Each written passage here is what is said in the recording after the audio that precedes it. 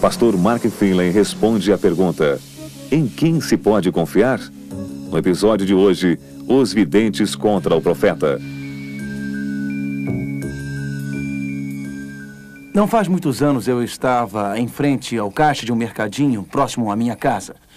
Enquanto eu aguardava, eu olhei as manchetes de alguns jornais sensacionalistas. Quero assegurar a vocês de que eu não leio este tipo de literatura. E do meu ponto de vista, este tipo de literatura é para pessoas de mente muito estreita.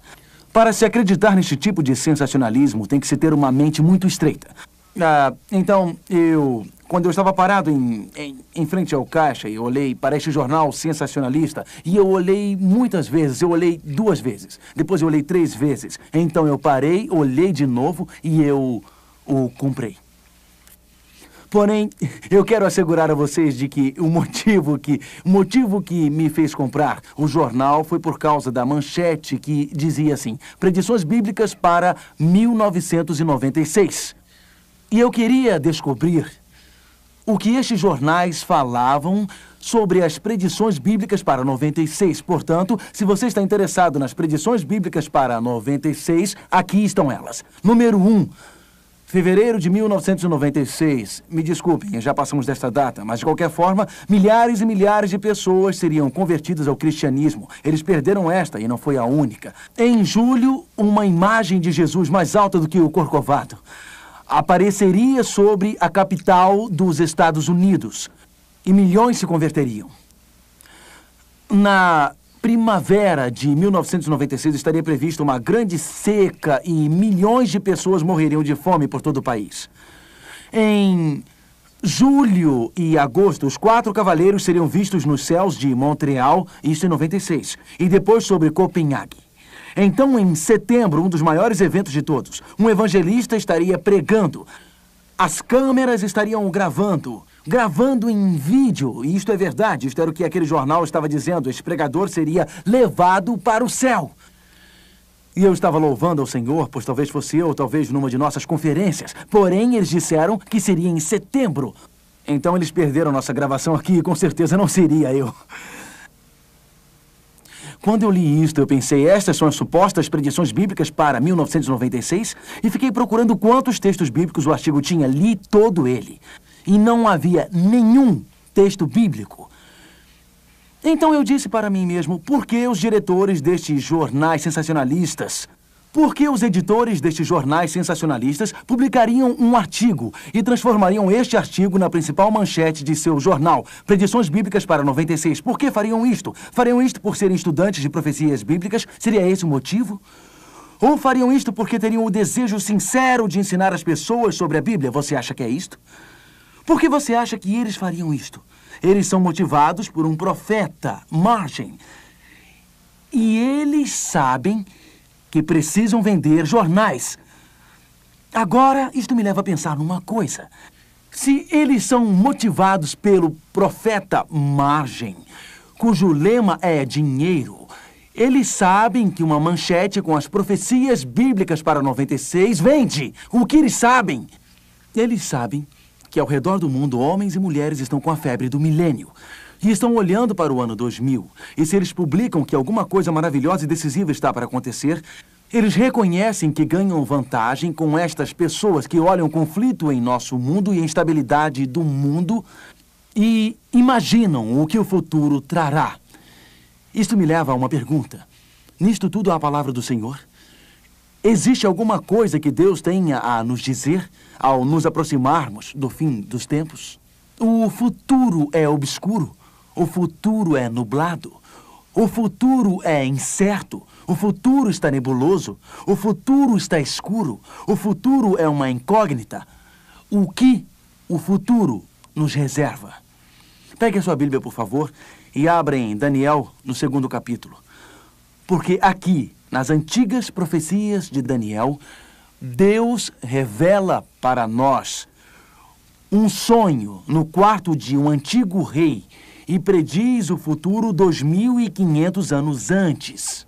E o mais maravilhoso sobre este sonho, e o mais maravilhoso sobre esta predição, é que nestes últimos 2.500 anos, os acontecimentos deste sonho se cumpriram. Todos os detalhes deste sonho já se cumpriram. Portanto, estes detalhes que já se cumpriram nos dão confiança para acreditar no que Deus diz que irá acontecer. Venha comigo para uma viagem há 2.500 anos atrás na história. Deixe sua mente voar pelas décadas, pelos séculos e milênios, de volta aos desertos arenosos da Babilônia, de volta ao palácio do rei Nabucodonosor. Abra sua Bíblia em Daniel capítulo 2.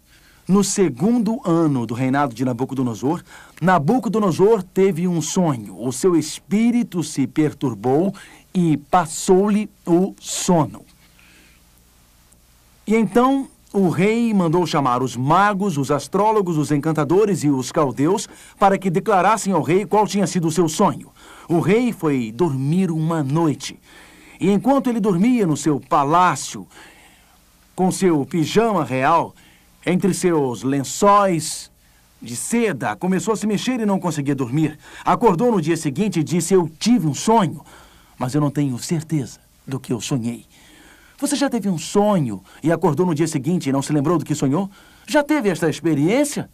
Mas é claro, você diz: eu sonhei alguma coisa, mas eu não lembro do que era.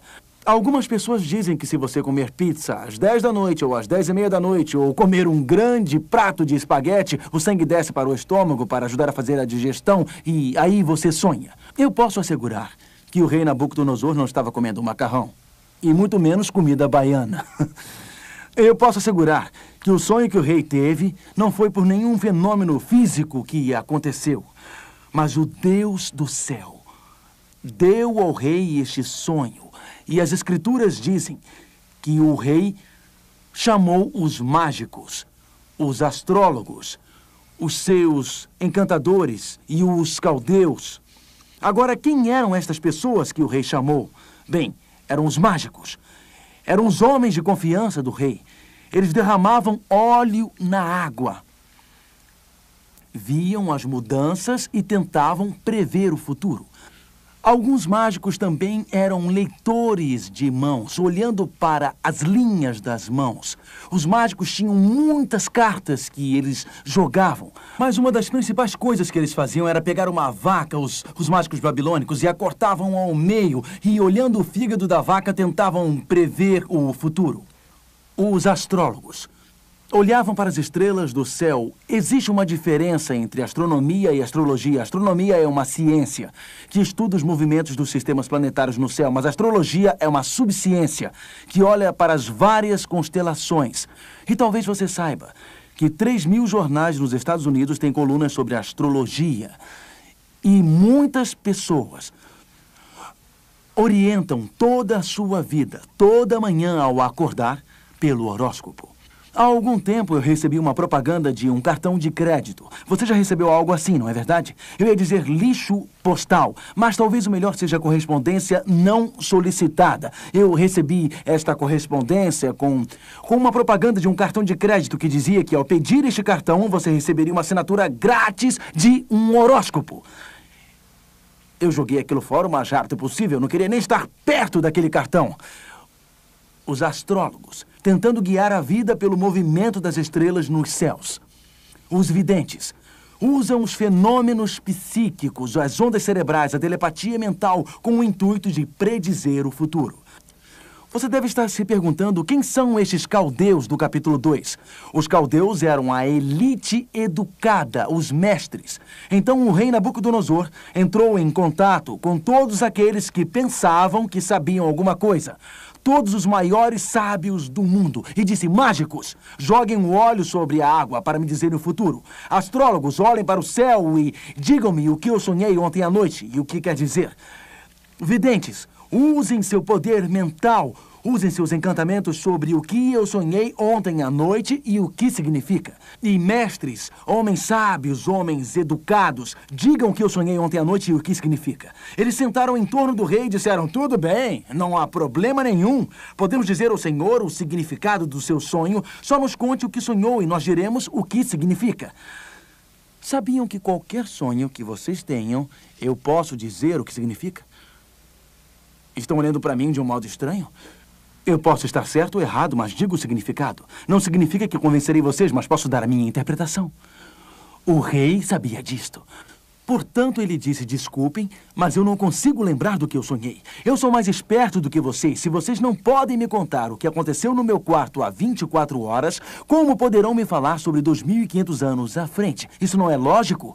Se eles não podiam dizer o que ele sonhou na noite anterior, como eles poderiam dizer o que iria acontecer em 1 ano, 10 anos, 25 anos, 100 anos, em 1000 anos? Então ele disse, vocês precisam me dizer o que eu sonhei ontem à noite, ou eu vou cortar suas pernas, seus braços, seu pescoço, e isto será um grande problema. Vocês só precisam me dizer o que eu sonhei a noite passada. E o decreto decorreu pelo império. E ao passar por todo o império, chegou a casa de Daniel. Daniel não era um mágico ou astrólogo ou vidente, mas ele fazia parte da elite educada. Ele não estava no palácio. E quando o decreto chegou até Daniel, Daniel disse, espere.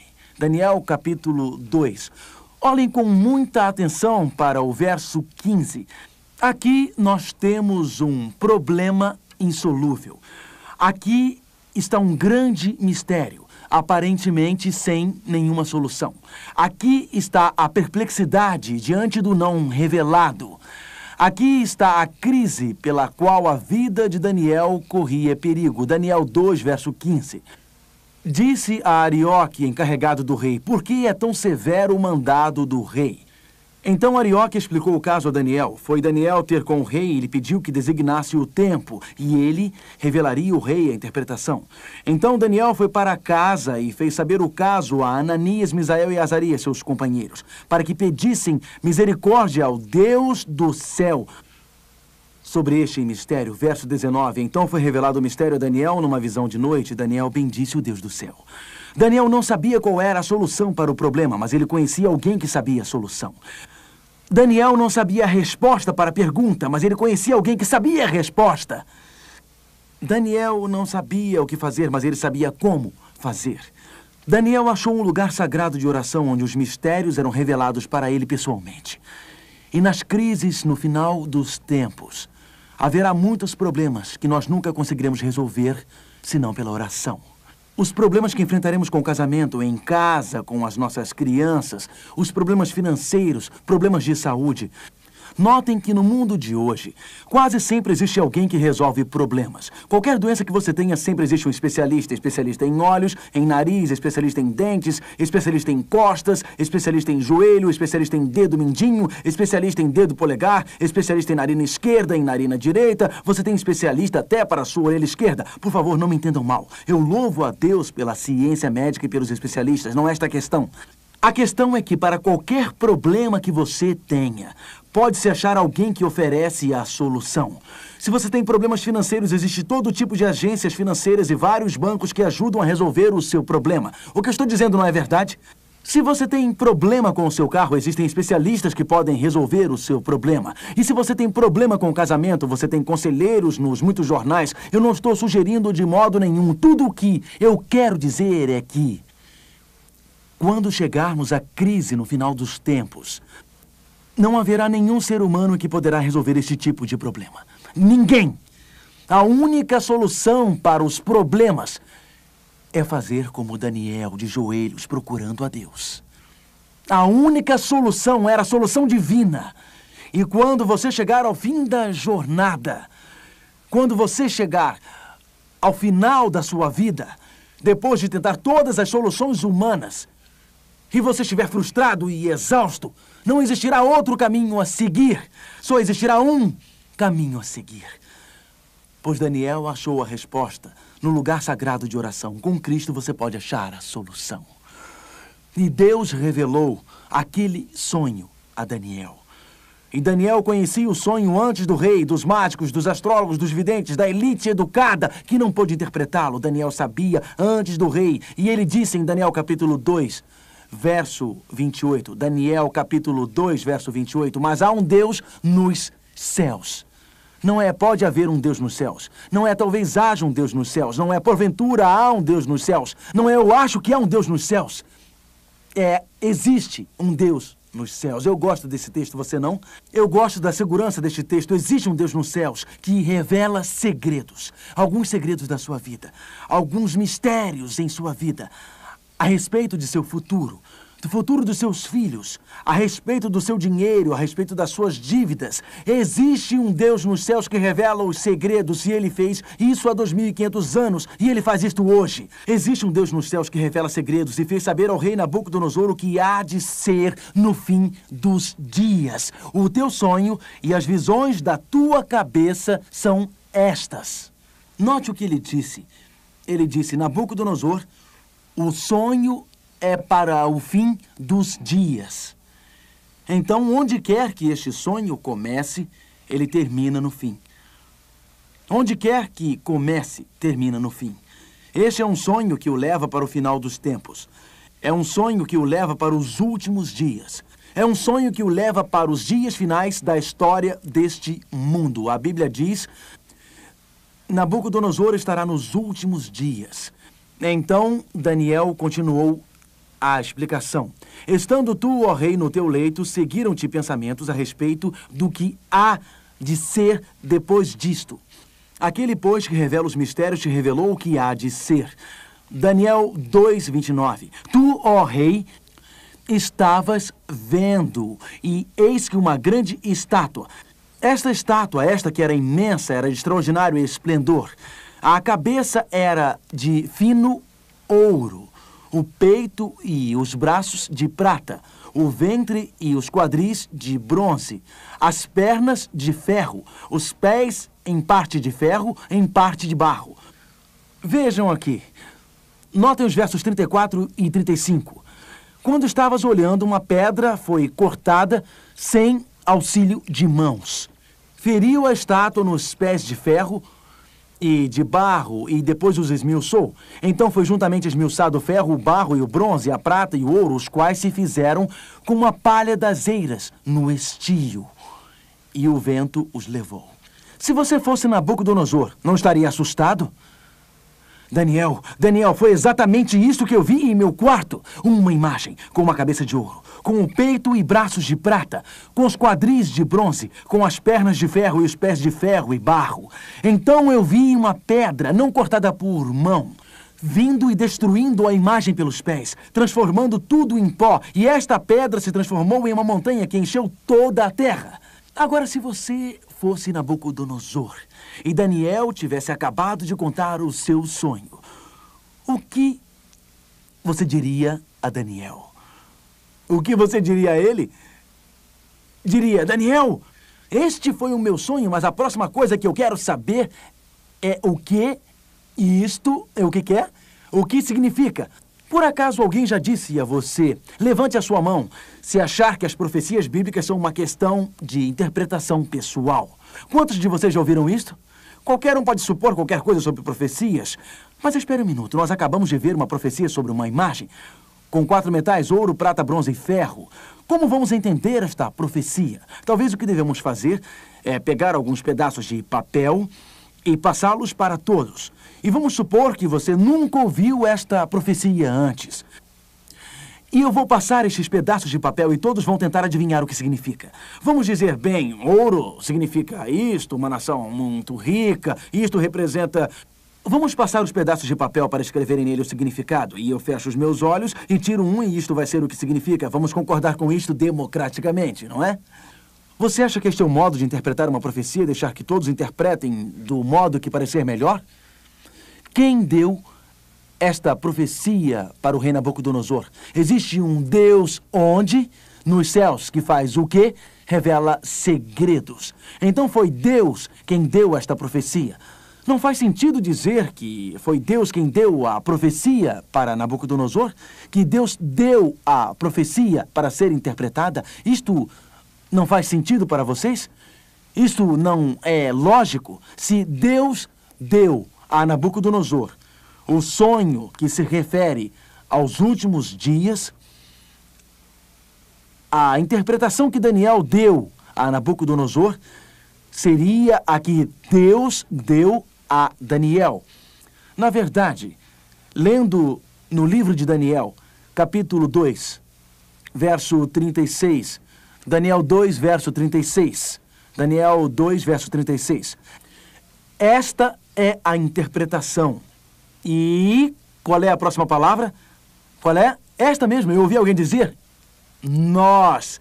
Esta é a interpretação do verso 36. Este é o sonho e também a sua interpretação. Diremos ao rei. Quem é nós? Deus e Daniel. Então isto não é apenas uma interpretação humana. Com certeza não é uma interpretação do Mark Feeling, mas esta é uma interpretação que Deus deu a Daniel, que deu ao rei e que escreveu neste livro. Notem, tu, ó rei, rei de reis, a quem o Deus do céu conferiu o reino, o poder e a força e a glória. Daniel e Deus estão explicando o sonho, a cujas mãos foram entregues os filhos dos homens, onde quer que eles habitem, os animais do campo e as aves dos céus, para que dominassem sobre todos eles. Tu és a cabeça de ouro.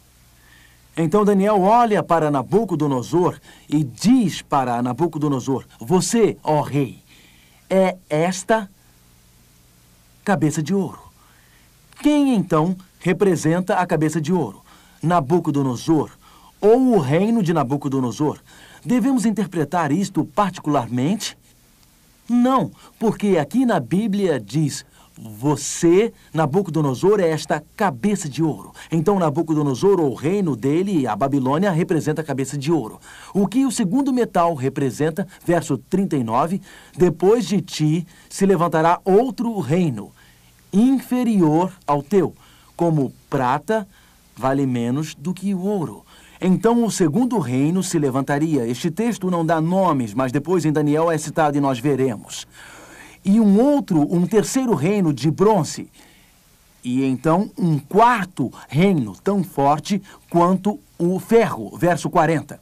Agora notem, no verso 41, onde você viu dedos e pé em parte de ferro e parte de barro, este reino será dividido.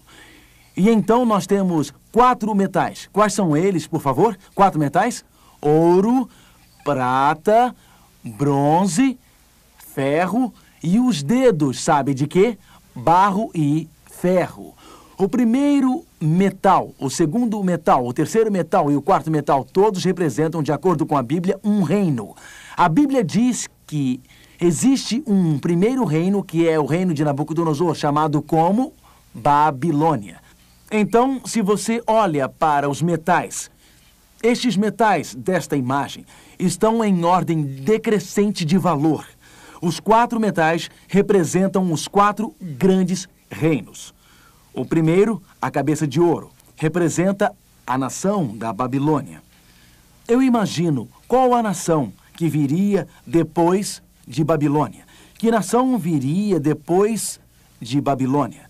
A Bíblia nos ajuda a saber isto. Volte para Daniel, capítulo 5. Daniel, capítulo 5, e vamos ver imediatamente que estes 4 metais representam 4 reinos. O primeiro representa a Babilônia. Que nação veio depois de Babilônia, que seria o segundo metal representado no peito e nos braços de prata? Daniel 5, 26. Esta é a interpretação daquilo. Mene, contou Deus o teu reino e deu cabo dele. Tekel, pesado foste na balança e achado em falta. Pérez, dividido foi o teu reino e dado aos medos e persas. Então, que nação veio depois de Babilônia e que é representada pela prata? Qual a nação? Os medos e os persas. Mas os persas duraram para sempre? Duraram? De jeito nenhum, porque um terceiro reino viria a seguir. E este terceiro reino seria representado por um quadril de bronze, como diz a Bíblia. A Bíblia realmente dá o nome do império que seguiria os medo-persas. Dá? Sim. Vá para Daniel, capítulo 8. Vá para Daniel e encontraremos uma maravilhosa profecia no capítulo 8 do livro de Daniel. Há uma pequena mudança nos símbolos aqui, um carneiro, mas ele nos conta qual seria a nação que viria após os medos e persas. Daniel 8, verso 20. Os medos persas vieram depois de Babilônia. Daniel 8, verso 20. Aquele carneiro que viste com 2 chifres são os reis da Média e da Pérsia. E que nação substituiu os medos persas? Verso 21. Mas o bode peludo é o rei de onde? Da Grécia. O reino da Grécia. Então, o Império Grego seguiu o medo persa. Recordando, a cabeça de ouro representa ouro. Representa o quê? Babilônia. Você leu isto na Bíblia, sobre a cabeça de ouro. A prata representa a próxima nação, depois de Babilônia, que era os medo-persas. E os quadris de bronze representavam a nação que seguiria os medo-persas. Que nação era? Qual? Grécia. A história seguiu esta profecia como um projeto? Sim, na verdade, como vamos ver agora, seguiu maravilhosamente. Então a Bíblia diz, e haveria pernas de ferro no 4º reino. Vamos voltar a Daniel, capítulo 2. A história vem seguindo estas profecias como um projeto. Daniel, no 2º capítulo. Vejam em Daniel 2, verso 40. O 4º reino será forte como o ferro. 1º reino, Babilônia. 2º reino, Medo-Pérsia. 3º reino, Grécia. E o 4º reino será forte como o ferro, pois o ferro a tudo quebra e esmiuça, como o ferro quebra todas as coisas. Assim ele fará em pedaços e esmiuçará. Quanto ao que viste dos pés e dos dedos em parte de barro, de oleiro e em parte de ferro, será isso um reino dividido. Que nação seguiu a Grécia? Que nação era? Roma, a nação de Roma. E Roma foi dividida em 10 dedos. Agora vamos ver a incrível precisão desta profecia. Babilônia, representada pela cabeça de ouro, mandou no mundo de 605 a 539 a.C. O ouro era um símbolo muito adequado para Babilônia. Babilônia era uma enorme nação no mundo. A riqueza de Babilônia era sem precedentes. Na verdade, o deus da Babilônia, Bel-Marduk, sentado num trono de ouro, ao lado de uma mesa de ouro, próximo de um castiçal de ouro, e um templo todo de ouro. Ouro é o símbolo ideal para a Babilônia. De fato, o profeta Jeremias, no capítulo 51 de seu livro, diz: Velha Babilônia, o império de ouro. Então, os profetas da Bíblia descobriram que Babilônia era a cabeça de ouro. Babilônia governou o mundo entre 605 e 539 a.C. Mas então outro império foi o seguinte: a prata, o segundo império, Medo-Pérsia. E os medos e os persas venceram os babilônicos em 539 a.C.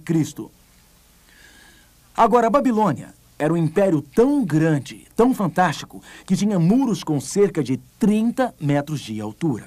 Os muros da Babilônia eram tão largos que 2 carruagens poderiam trafegar sobre eles lado a lado. Um rio passava por dentro da Babilônia, provendo um constante suprimento de água. Naquele tempo, se uma nação quisesse atacar outra, muitas vezes os inimigos sitiavam aquela nação e impediam que a comida entrasse na cidade. Babilônia é descrita por renomados historiadores como tendo um suprimento de comida para 20 anos. E quando os medo-persas a sitiaram, os guardas babilônicos em cima dos muros jogavam comida e diziam: Ei, amigos, vocês estão com fome? Aqui está um sanduíche para o lanche, um especial babilônico, aqui vai! Então eles jogavam os suprimentos de comida por cima dos muros. Como foi então que Babilônia chegou a cair? Como foi que este império entrou em colapso? Mantenha o seu dedo em Daniel 2. E vamos para trás no livro de Isaías, uma das mais maravilhosas, uma das mais incríveis profecias. Deus não somente deu o nome da nação que viria após a Babilônia, Medo-Pérsia, como também deu o nome do príncipe persa, que venceria Babilônia há mais de 150 anos antes dele nascer. Veja, foi em 539 39 a.C., que Ciro, Dario, o Medo e Ciro, o Persa, juntaram seus exércitos e se tornaram um império Medo-Persa, para então conquistar Babilônia. Mas 150 anos antes de Ciro nascer, ele foi mencionado por Deus como o homem que faria isto. Que Deus é este? Que Deus é este? Os videntes podem adivinhar, os astrólogos podem querer, os adivinhos e os mágicos podem até especular, mas profecia não é adivinhar, é saber. Porque olha para o futuro com os olhos de Deus. Veja, 150 anos antes dele nascer, Isaías 44, verso 27 e 28. Isaías 44, verso 27 e 28. Que profecia magnífica! Isaías 44, versos 27 e 28. Que digo à profundeza das águas, seca-te e eu secarei os teus rios. Que digo de Ciro, ele é meu pastor e cumprirá tudo o que me apraz. Que digo também de Jerusalém, será edificada e do templo será fundado.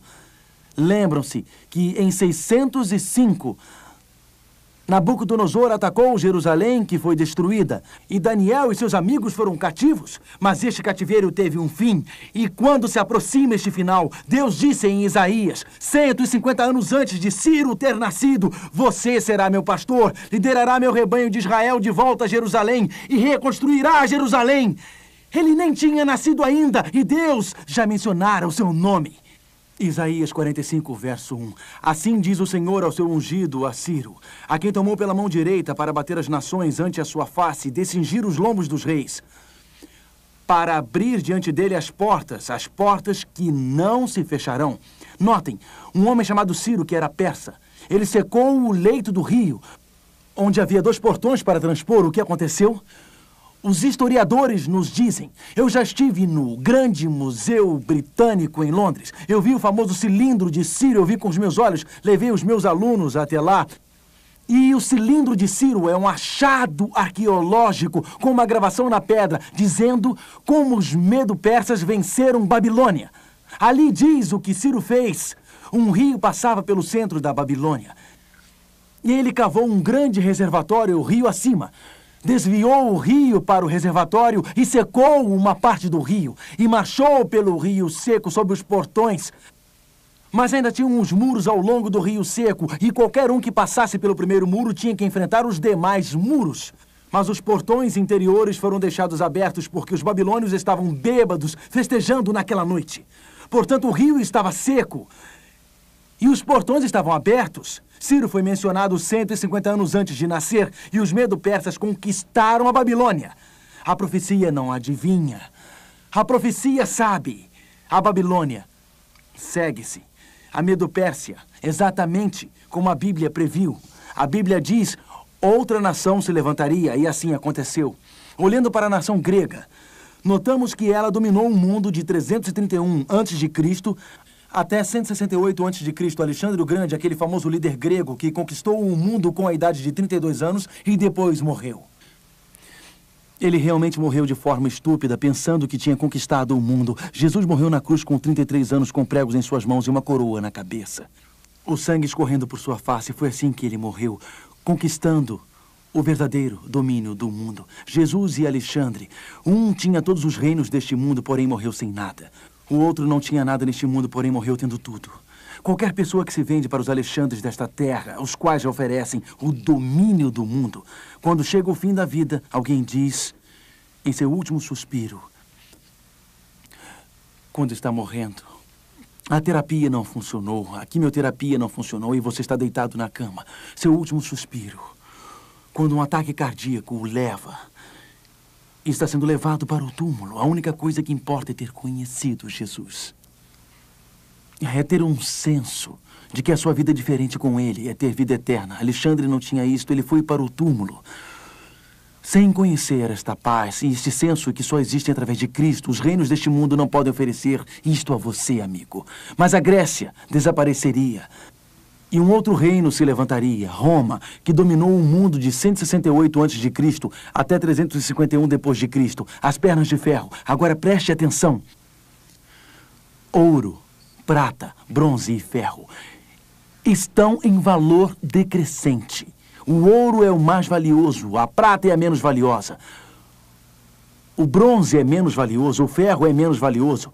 Estamos caindo geração após geração na história, onde a moralidade está se desgastando dia após dia, onde não existe limite para a sociedade, onde a sociedade finalmente chegar, os pés de ferro e barro desmoronando e toda a sociedade está prestes a cair. A palavra de Deus tem predito o futuro corretamente. A Babilônia, Medo-Pérsia, Grécia, Roma. E então a Bíblia diz, vamos voltar a Daniel capítulo 2. Bem, se eu não estivesse profetizando uma profecia humana, vocês sabem o que eu diria? Eu profetizaria ouro, prata, bronze, ferro, cobre, estanho, zinco, magnésio. Em outras palavras, você ficaria profetizando apenas metade e diria Babilônia, a primeira nação, e outra nação, outra nação, outra nação. Isso não é lógico. Se tem 4 metais, pode ter 5 metais. E se tem 5 metais, pode ter 6 metais. E se tem 6 metais, pode ter 7 metais. Do ponto de vista humano, isto não é lógico. Por que a profecia não disse existiria uma Babilônia e depois outra e outra e outra? Nós já mostramos que Deus disse o nome Medo-Pérsia. E ele disse o nome 150 anos antes de existir. Deus disse o nome da Grécia 200 anos antes de surgir. Deus disse o nome de Ciro. Profecia não é algum misticismo vago e comum. Ela é exata e específica, porque o Deus dos céus é quem prediz o futuro. Mas, se eu fosse profetizar, como já disse, eu diria ouro, prata, bronze, ferro, cobre, estanho e zinco. Mas o que Deus diz sobre as pernas de ferro, o que Deus diz no verso 41. Quanto ao que viste dos pés e dos dedos, em parte de barro de oleiro e em parte de ferro, será isso um reino dividido Roma. Contudo, haverá nele alguma coisa da firmeza do ferro, pois que viste o ferro misturado com o barro de lodo. Como os dedos dos pés eram em parte de ferro e em parte de barro, assim, por uma parte o reino será forte e por outra será frágil. Agora note que esta profecia diz que não haverá um quinto império com domínio mundial depois de Roma, mas o reino seria o quê? O que seria? Dividido. Roma foi dividida de 351 depois de Cristo até 476 depois de Cristo. Os 10 dedos representam a dissolução do Império Romano. E as 10 divisões de 351 depois de Cristo até 476, os alamanos, os ostrogodos, os visigodos, os anglo-saxões, os alemães vêm descendo do norte. Roma desintegra-se através da preguiça e da corrupção, da imoralidade, e Roma foi finalmente dividida. E algumas dessas nações do Império Romano eram fortes como o ferro, e algumas dessas nações eram fracas como o barro. Algumas eram fortes como o ferro e outras eram frágeis. Toda criança que já estudou algum tipo de história sabe que não foi um quinto reino com domínio mundial que destronou Roma, mas que, na verdade, Roma foi dividida. A história tem seguido a Bíblia ao pé da letra. A história tem seguido a Bíblia como um mapa. Mas note o que a Bíblia diz aqui no verso 43. Sim, algumas de suas nações serão fortes, como a Alemanha, a França e a Espanha, através dos anos. Algumas não serão fortes militarmente, nações como Luxemburgo, Suécia, através dos anos. Mas vamos ao verso 43. Quanto ao que viste do ferro misturado com barro de lodo, misturar-se-ão mediante casamento, mas não se ligarão um ao outro, assim como o ferro não se mistura com o barro. Assim como o ferro e o barro não se misturam, haverá uma tentativa para se juntarem. Eles misturar-se-ão com a semente dos homens. O que significa misturar a semente? A história dos europeus, uma história de reis e governantes tentando casar os seus filhos com as filhas de outros impérios poderosos. E você vê impérios tentando se unir para formar uma grande unidade familiar e dominar toda a Europa. O rei da Dinamarca, ele fez isso, tentando casar seus filhos e suas filhas com outros membros de famílias reais pela Europa. O rei da Espanha fez isto, o rei da Áustria fez isto, e houve várias tentativas de unir a Europa através da mistura das sementes e da mistura de sangue. Misturar-se-ão mediante casamento, mas não se, o que, amigos? Ligarão um ao outro. A Bíblia diz que não se ligarão. Mas a Bíblia também indica que haverá batalhas políticas, haverá conflitos, haverá guerras na tentativa de unir toda a Europa. Carlos V, Carlos Magno tentaram restaurar o Império Romano. Napoleão. Você sabe, Napoleão foi derrotado em 1815, na Batalha de Waterloo. Napoleão disse: "O Deus Todo-Poderoso é demais para mim." Claro, teve Carlos Magno. Você teve Hitler. Você teve Carlos V. Hitler. Hitler tentou unir toda a Europa. Seus tanques partiram para os Países Baixos. Mas o que aconteceu? Estranhamente, do outro lado do continente, houve uma precipitação e os tanques foram retardados. Um dos seus generais de confiança deixou o comando para ir para casa numas férias curtas antes do ataque final. Os tanques foram retardados pela chuva. O general viajou, uma neblina cobriu toda a costa. Então os barcos vieram e evacuaram o famoso desembarque de Dunkerque. As forças britânicas se reagruparam, as forças aliadas americanas se reagruparam. Milagrosamente, a Europa foi salva. Era bem possível que toda a Europa caísse.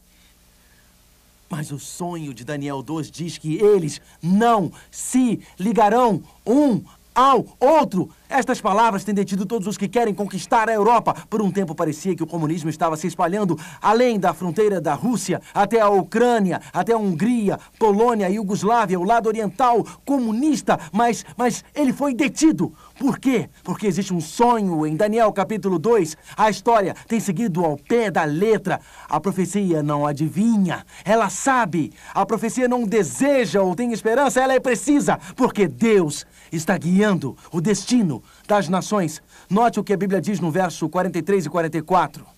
Europa desunida.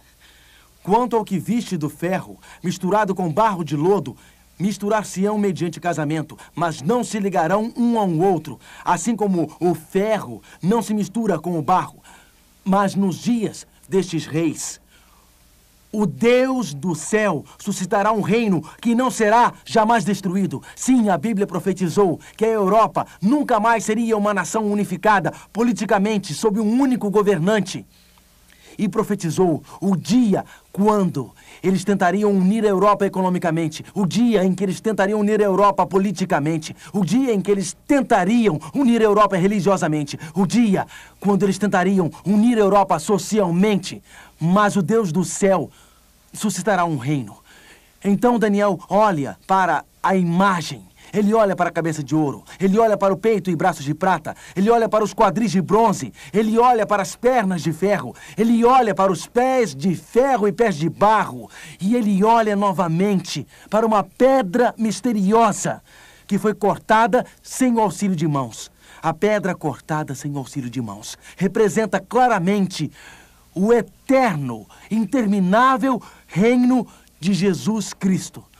Meu amigo, não estamos vivendo na cabeça de ouro, nem no peito e braços de prata, nem nos quadris de bronze, nem nas pernas de ferro, nem nos dias quando os dedos simplesmente se unirão como no começo. Nós estamos vivendo nos dias das unhas dos pés da imagem. O que esta pedra cortada sem o auxílio de mãos representa? Versos 44 e 45. Mas nos dias destes reis, o Deus do céu suscitará um reino que não será jamais destruído. Babilônia surgiu e caiu. Medo-Pérsia surgiu e caiu. Grécia surgiu e caiu. Roma surgiu e caiu. Mas então, uma pedra cortada sem auxílio de mãos, a tentativa de unificar a Europa, despedaça a imagem. E qual o reino que permanece para sempre? Vamos ao verso 45. Verso 44. Mas nos dias destes reis, o Deus do céu suscitará um reino que não será jamais destruído. Este reino não passará a outro povo. Esmiuçará e consumirá todos esses reinos, mas ele mesmo subsistirá para sempre. Como viste, do monte foi cortada uma pedra sem auxílio de mãos. E ela esmiuçou o ferro, o bronze, a prata e o ouro, e o grande Deus fez saber ao rei o que há de ser futuramente. Certo é o que é certo? O sonho. E fiel à interpretação. Fiel. Este mundo não terminará com uma grande guerra nuclear. Este mundo não terminará com uma esmagadora e grande fome. Este mundo não terminará com um terrível terremoto. Não terminará com alguma catástrofe humana. A Babilônia surgiu e caiu. A Medo-Pérsia surgiu e caiu. Grécia surgiu e caiu. Roma surgiu e caiu. O Império Romano foi dividido. Líderes políticos tentaram unificar a Europa, mas não conseguiram. Por 2.500 anos, esta profecia tem sido precisa. Deus diz que o próximo evento na profecia é a pedra cortada sem auxílio de mãos. Aquele reino eterno e interminável. Por toda a Bíblia, Jesus Cristo simboliza esta grande pedra. Simboliza aquilo que é sólido, aquilo que não muda, aquilo que resiste, aquilo que permanece, aquilo que é eterno. Babilônia teve o seu momento de alegria e glória. Medo-Pérsia teve o seu momento de alegria e glória. Grécia teve o seu momento de alegria e glória. Roma teve o seu momento de alegria e glória. Mas aqueles reinos surgiram e desapareceram. Porém, o reino eterno de Cristo está chegando. Não estamos vivendo nos dias de Babilônia, Medo-Pérsia, Grécia ou Roma. Estamos vivendo no fim dos tempos. Durante a Segunda Guerra Mundial, quando as bombas estavam caindo sobre Londres, um pai e a filha dele de 6 anos estavam no abrigo antibombas, no porão de uma das igrejas de Londres. A mãe da menina havia morrido num dos ataques aéreos. Seus 2 únicos irmãos haviam morrido naquela noite, correndo para o abrigo na escuridão. A terra estava tremendo. As bombas estavam caindo. Explosões acontecendo por toda parte. Prédios desmoronando. A menina estava com medo. Ela estava chorando e disse: "Papai, papai, segure a minha mão." Ele respondeu: "Estou aqui segurando. Agora durma, querida." Momentos depois, outra bomba caiu e o prédio estava balançando. E ela disse: "Papai, papai, me abrace, papai. Papai, eu estou com medo." E ele disse: "Vai dormir, querida." Continuaram caindo. E finalmente a menina olhou para ele e disse: "Papai, eu só conseguirei dormir se eu vir que você está olhando para mim. Eu só conseguirei dormir, papai, se você estiver olhando para mim. Nos últimos dias da história deste mundo, fortes ondas abaterão a sua vida. Olhamos para o futuro e dizemos: ele é um ponto de interrogação. O que o futuro nos reserva? E Deus diz: eu estou olhando para você. Eu não dei as costas para o planeta Terra. Eu não vou empurrá-lo para bem longe no espaço e deixar ser destruído. Mas eu voltarei em breve. Meu rosto está olhando para você. A pedra, cortada sem o auxílio de mãos, esmiuçará os reinos deste mundo. E o reino eterno de Cristo reinará para sempre, e sempre, e sempre, e sempre. Daniel está cheio de esperança, porque os reinos deste mundo não estão alinhados numa corrida política. Os reinos e destino deste mundo estão nas mãos de Deus e seu rosto está olhando para nós. Vamos orar. Ó meu Pai, te agradecemos porque as profecias não adivinham, elas sabem. Agradecemos porque a profecia de Daniel, capítulo 2 da grande imagem, tem se cumprido acuradamente, precisamente e minuciosamente através dos séculos. Ó meu Pai, ajuda-nos a reconhecer que Tu estás nos olhando. E quando o nosso futuro é preocupante, Tu estás lá. Quando ficamos temerosos, tu estás lá. Se tu és grande o suficiente e sábio o bastante para guiar o futuro do mundo, tu podes guiar a nossa vida. Ajuda-nos na escuridão de nossa vida. As bombas estão caindo e estamos em choque, tremendo de medo. Ajuda-nos a ver que teu rosto está voltado para nós. Conceda-nos a certeza de que tu estás nos guiando. Em nome de Jesus. Amém. O mistério do sofrimento e do desapontamento deixa todos perplexos. Onde está Deus quando estamos abatidos e sofrendo? No terceiro capítulo do livro de Daniel, Mark Finley descreve um Deus que enfrenta as dificuldades conosco. Descubra como, na poderosa mensagem Desafiando o Decreto de Morte.